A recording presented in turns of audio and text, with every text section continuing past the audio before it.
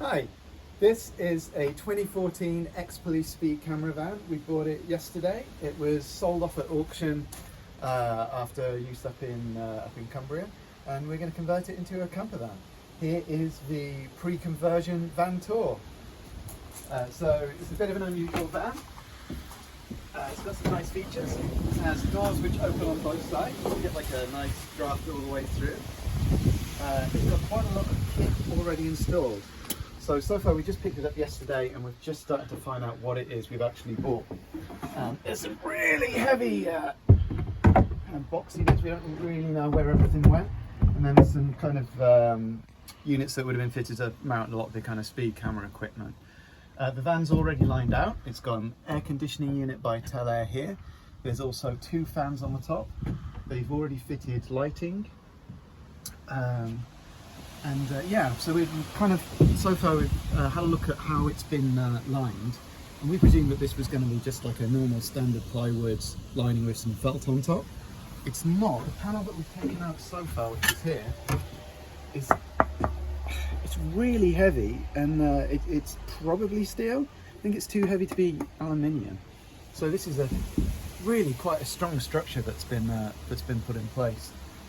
We think the reason for that is because by having a kind of big steel framework on it, you can basically screw anything into it, bolt anything into it, just using self-tapping screws. So yeah, we've also got an electric power system that's already in here. So we've got a 240 volt system. It has an inverter there. There's also a little fuse box and some mains plugs and things, as well as some 20 amp sockets. I've seen that we can replace these quite easily with a company which makes them. So we've found kind of some brand names around the van, so we know the company that makes these also do USB versions with 2 sockets on, so we can just hopefully pull those off and stick some little USB sockets on. So we have mains, USB, hopefully with a lot of the wiring done. There's also a volt meter up here. There's quite a ton of cables there. Some of the issues that we are seeing is it had a lot of things like the police lights, the flashing lights around, so there was some holes that they've already filled in and covered up for us there. Yes, there's some additional stuff.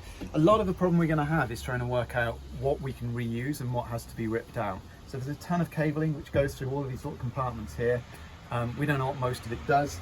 An example is yesterday we found there was some cables poking up through a hole in the floor here.